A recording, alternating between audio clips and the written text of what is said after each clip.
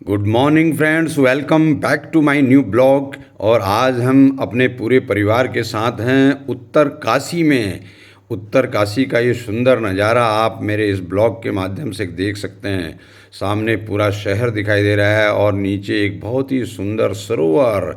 जिस तरह से नैनीताल ज़िले में एक नैनीताल की जो झील है, यहाँ पर भी एक शानदार सी झील आपको दिखाई देगी। और झील के किनारे बसा है उत्तर काशी का यह खूबसूरत शहर। अभी हम अपनी कार से उत्तर काशी से गुजर रहे हैं और आज की हमारी यह यात्रा है गंगोत्री धाम यात्रा। जय हो माँ गंगा। उत्तराखंड के उत्तर काशी जिले में विशाल हिमालय पर्वतमाला पर स्थित गंगोत्री धाम 4 तीर्थ स्थलों में से एक है। यह तीर्थ स्थल हिंदुओं के दिलों में एक विशेष स्थान रखता है। यह आश्चर्यजनक प्राकृतिक सुंदरता के बीच लगभग 3100 मीटर की ऊंचाई पर स्थित है। नदी के उद्गम स्थल गौमुख तक गंगोत्री से 16 किलोमीटर की पैदल यात्रा करके पहुंचा जा सकता है। किंवदंती के अनुसार गंगोत्री वह स्थान है जहां भगवान शिव द्वारा अपनी जटाओं से मुक्त किए जाने के बाद गंगा नदी स्वर्ग से उतरी थी। यह हम पहुंच चुके हैं गंगोत्री धाम के मुख्य प्रवेश द्वार पर।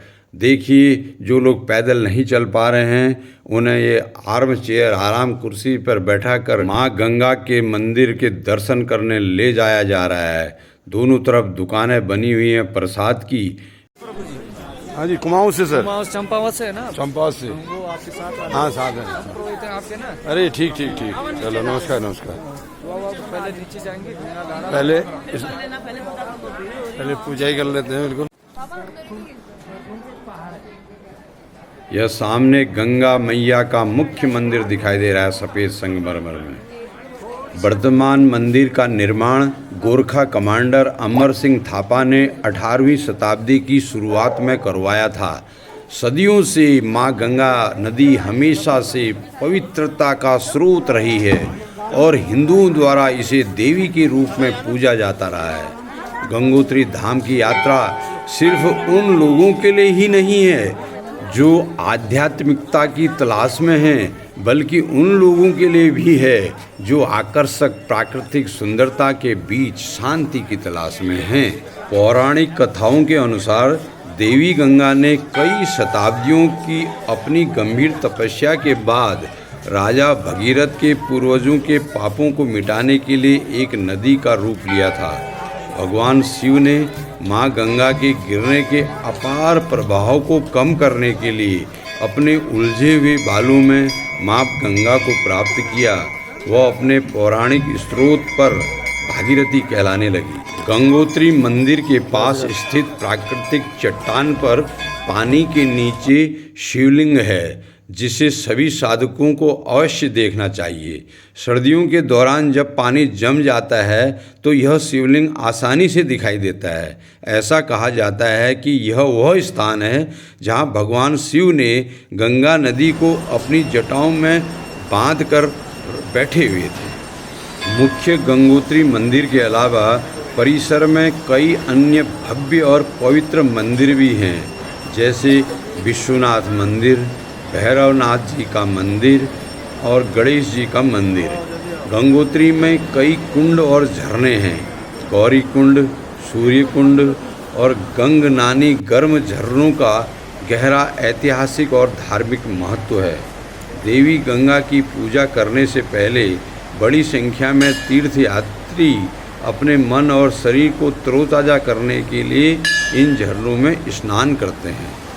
मंदिर का निर्माण एक पवित्र शिला पर हुआ है, जहां परंपरागत रूप से राजा भगीरथ महादेव शिव की पूजा किया करते थे। नदी के स्रोत को भागीरथी कहा जाता है और देवप्रयाग के बाद से यह अलकनंदा नदी में मिलती है, जहां से गंगा नाम कहलाती है। पवित्र नदी का उद्गम गोमुख है, जो कि गंगोत्री ग्लेशियर में स्थापित है। यह जगह गंगोत्री धाम का प्रमुख स्नान घाट है। यहाँ पर स्नान घाट बना हुआ है, सीढ़ियाँ बनी हुई हैं नीचे गंगा नदी में उतरकर स्नान करने के लिए। और स्नान करने के बाद यहाँ पर जगह जगह पंडाल लगे हुए हैं, पंडित जी सबकी पूजा पाठ कर रहे हैं, माँ गंगा से सबकी मनोकामना पूर्ण करने के लिए आहुति दे रहे हैं। भागीरथी गंगा की मूल धारा है। यह 12,770 फीट की ऊंचाई पर गौमुख में गंगोत्री ग्लेशियर से निकल रही है। कई छोटी छोटी धाराएं गंगा के मुख्य स्रोत हैं। इनमें अलकनंदा, धौली गंगा, पिंडर, मंदाकिनी और भिलंगना प्रमुख हैं। गंगा मैया की जय हो। इस ब्लॉग के माध्यम से मैंने आपको गंगोत्री धाम दिखाने का प्रयास किया।